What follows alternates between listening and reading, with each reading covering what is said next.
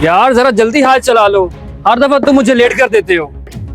ओ भाई 2 मिनट सब्र तो करें, आप ही का तो काम कर रहा हूँ मैं। भाई हर बार ये ऐसे ही करता है, जब भी इसके पास गोश्त लेने आओ ये लेट कर देता है।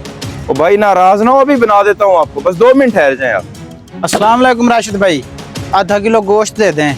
वालेकुम सलाम कारी साहब, अभी बना देता हूँ आपको, बस 2 मिनट ठहरे आप।